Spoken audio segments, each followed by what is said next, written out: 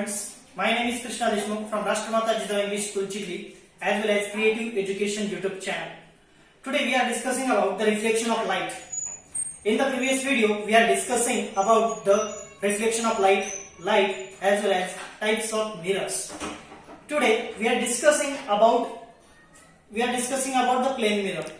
In the previous video we are discussing on our plane mirrors law. 3 laws we are discussing yesterday, as well as we can generally make our diagram also. Today we are talking on several points which are located on the blackboard. First point is that the image of the word appear laterally inverted in the mirror. जब भी आप mirror में देखते हो तब भी laterally inversion आपको दिखाई पड़ता है, यानी कि आपने अगर आपका बाया हाथ खड़ा किया तो मिरर में आपको आपका दाया हाथ खड़ा किया हुआ दिखाई देगा, यानी कि sides are exchange, both sides are exchange into the image. So that is called as lateral inversion. Lateral inversion means sides are exchanged. Very simple definition of lateral inversion. Sides are exchanged is called lateral inversion. In the previous standards you are generally studying about that factor, lateral inversion.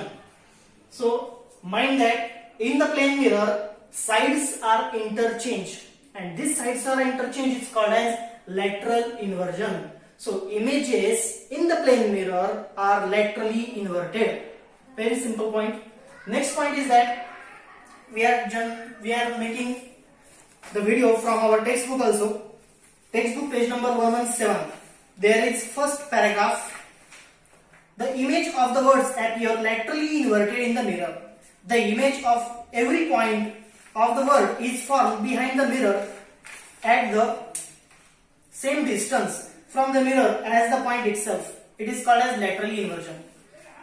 Books में थोड़ा सा complicated दिया है. एक बात सिर्फ आपको ध्यान में रखना है कि साइड्स एक्सचेंज होती है. अगर इमेज की साइड एक्सचेंज हो गई तो उसे हम लेटरल इन्वर्जन कहते हैं.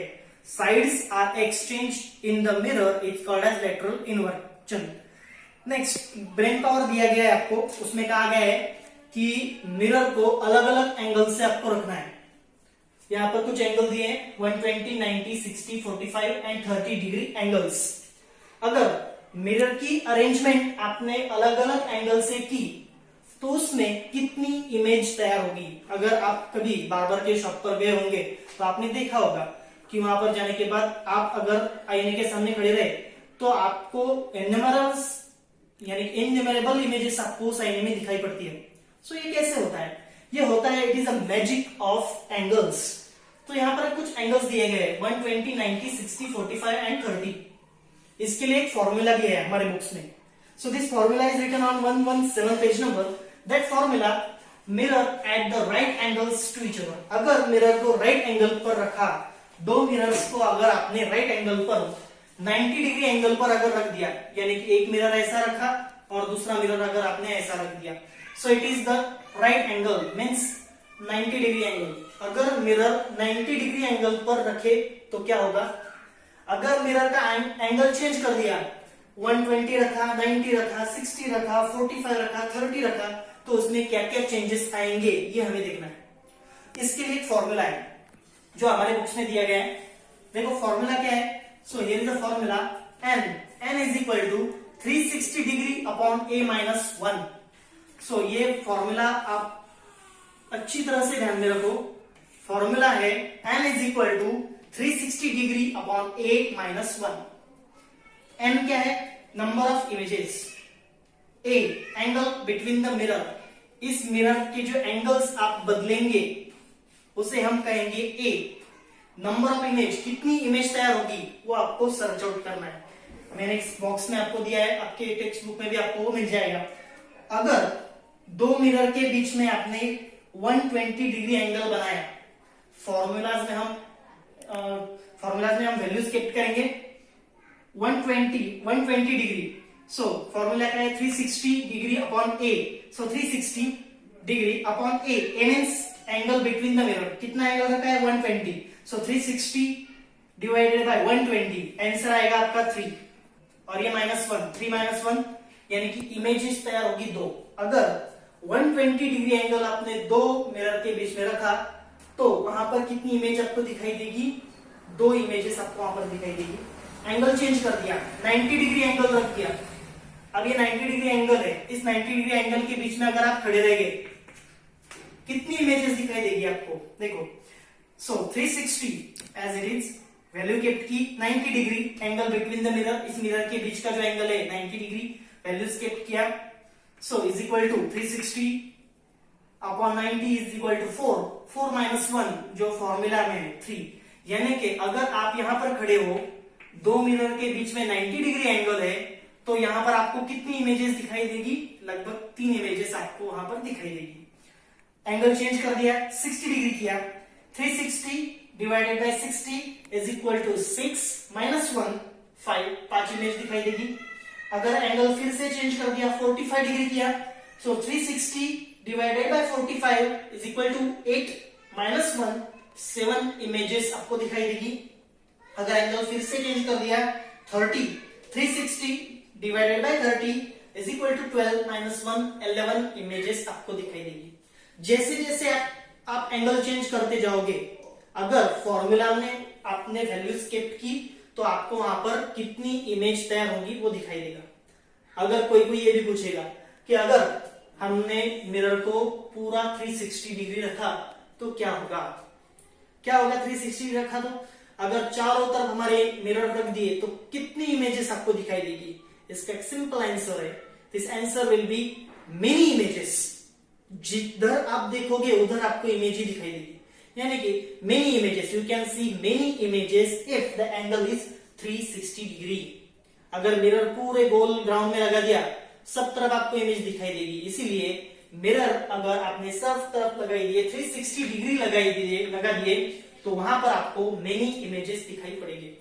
वेरी सिंपल है, ये फॉर्मूला बहुत ही इंपॉर्टेंट है, because this formula is important for class 10 also. Refraction of light में आपको ये फॉर्मूला फिर से आएगा, इसलिए इसे बहुत अच्छी तरह से ध्यान में रखना है और इस चार्ट को आपको बुक्स में सॉल्व करना है।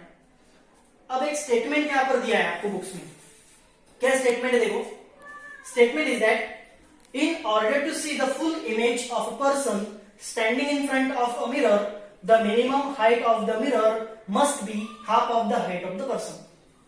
अगर मेरी हाइट है 5 फीट, समझो अगर मेरी हाइट 5 फीट है, तो मेरी पूरी इमेज, यानी कि मैं 5 फीट का इंसान हूं, 5 फीट के इंसान को अगर आप अपना फुल इमेज मिरर में देखना हो, तो मिरर कितना बड़ा होना चाहिए? पूरा 5 फीट का होना चाहिए क्या? बिल्कुल नहीं। कितना होना चाहिए? तो वो होना चाहिए must be half the height of the person. यानी कि अगर मैं 5 फीट का इंसान हूं, तो मेरे लिए कितना मिरर एसेंशियल है? 2.5 फीट, यानी कि मेरे हाइट के आधा मिरर अगर हुआ तो मेरी फुल इमेज उसमें दिखाई देगी। ये एक स्टेटमेंट आपको बुक्स में दिया है। इस स्टेटमेंट को हमें प्रूफ करना है। कैसे प्रूफ करेंगे? इसके लिए हमें डायग्राम दिया गया है। This diagram will be page number 118 page number के ऊपर आपको ये डायग्राम दिया गया है। इस डायग्राम का प्रूफ हम देखेंगे। देखो क्या कहते हैं, पेज नंबर 117 स्टेटमेंट, और इसका प्रूफ देखना है। In the figure 11.4 the point at the top of the head, the eyes and the point at the feet of a person are indicated by H, E and F respectively. समझिए, पहले diagram समझ लीजिए। इस diagram में क्या दिया गया है? एक इंसान दिया गया है। ये H पॉइंट जो है वो इंडिकेट करता है हेड को, E पॉइंट जो है वो इंडिकेट करता है आपके आईज को, F पॉइंट जो है वो इंडिकेट करता है आपके फीट को। सो H, E, F indicates that head, eyes and feet. Head, eyes and feet. Next to PQ. ये PQ क्या है? PQ is the mirror. So here is the mirror. PQ is the mirror. उसे कहाँ रखा है? NQ height के ऊपर, यानी कि ये मिरर एक दीवार के ऊपर आपने टांग दिया। कितनी हाइट पर रखा? NQ हाइट पर रखा। So NQ is the height of the mirror from the ground. NQ is the height of the mirror from the ground. PQ is the mirror. H, E and F. These points are related to the human body. H point related to head, E point related to eyes and F point related to your feet. आगे क्या कहते हैं? पढ़ो, देखो। R and S are the mid points of H E and A F respectively. अब दो point दिए गए, एच ई मीन्स आपका हेड का टॉप पॉइंट, और आईज, हेड एंड आईज, इसके बीच में मिड पॉइंट दिया गया है और उस पॉइंट को नाम दिया गया है आर।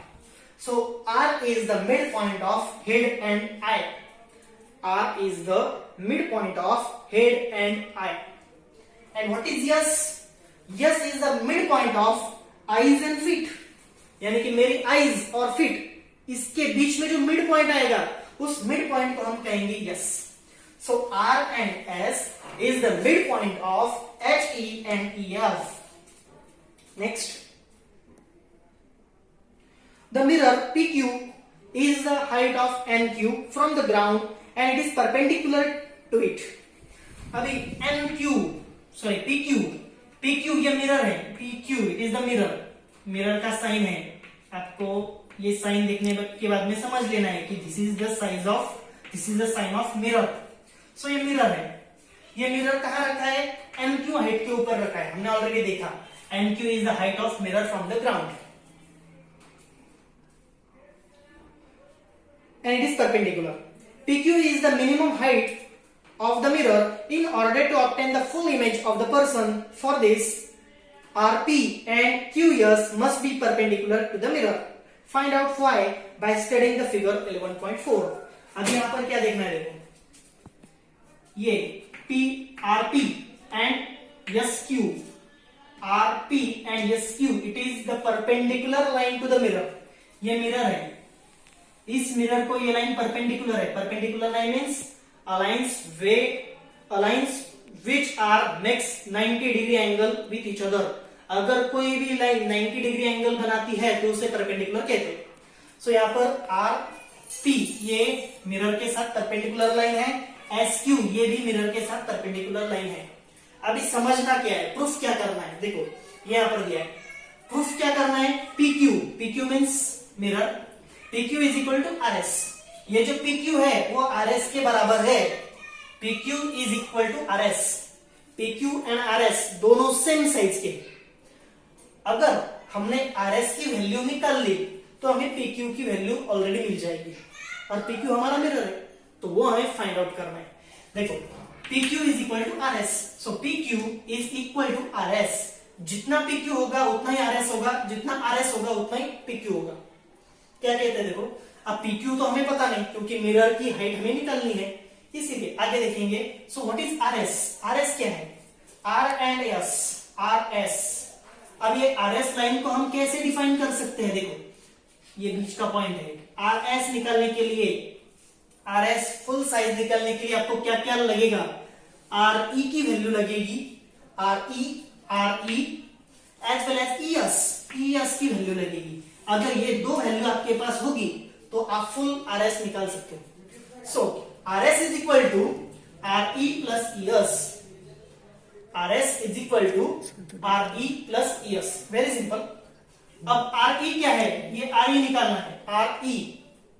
RE निकालेंगे, कैसे निकालेंगे RE? सो RE के लिए HE लिखो, HE means head and eye point. It is the midpoint of head and eye. It is called as R. So HE divided by 2, simple है। HE को अगर 2 से डिवाइड कर दिया तो मिड पॉइंट की वैल्यू पता चलेगी। So HE divided by 2, HE is divided by 2, it is called as RE. Next क्या देखना है? ES निकालने का है। ES, अब ये E and S निकालने का है। ES कैसे निकालेंगे? ये बराबर है E and F, EF को अगर आधा कर दिया, it is the mid point of EF। EF को आधा कर दिया तो आपको मिलेगा ES। So HE divided by 2, EF divided by 2, HE divided by 2, EF divided by 2। अब इसको अगर प्लस कर दिया, प्लस करने के बाद में आपको क्या मिलेगा? देखो HE divided by 2, EF divided by 2, ये 2 कॉमन है, कॉमन ले लिया इधर। अब क्या निकालने का? देखो HEEF, यानी कि देखो HEEF, HE प्लस EF, अगर ये दोनों को प्लस कर दिया HEEF मीन्स एच एफ, ये पूरा है देखो, एच ई एक पॉइंट बन गया यहां से यहां तक, ई एफ ये दूसरा पॉइंट बन गया। अगर इन दोनों को जोड़ दिया तो क्या बनता है, एच एफ, एच एफ, और दो तो कॉमन है, एच एफ डिवाइडेड बाई 2। अब ये पूरा क्या है, एच एफ, ये पूरे इंसान की साइज है, और इंसान की साइज को हाफ कर दिया, यानी कि H F divided by 2 is equal to half of the person height. It is the statement and it's is the proof. अगर कोई भी मिरर में इंसान को अपनी फुल इमेज देखनी होगी तो उस इंसान के हाइट से आधा मिरर उसे लगेगा, यानी कि अगर कोई इंसान 6 फीट का है तो उसे अपनी फुल इमेज अगर मिरर में देखनी होगी तो उसके लिए कम से कम उसे 3 फीट का मिरर लगता है। Half of the height of the person, very simple explanation है। In this way our plane mirrors laws and the statement and proof is finished. Very simple topic is this, इसमें कोई complication नहीं है।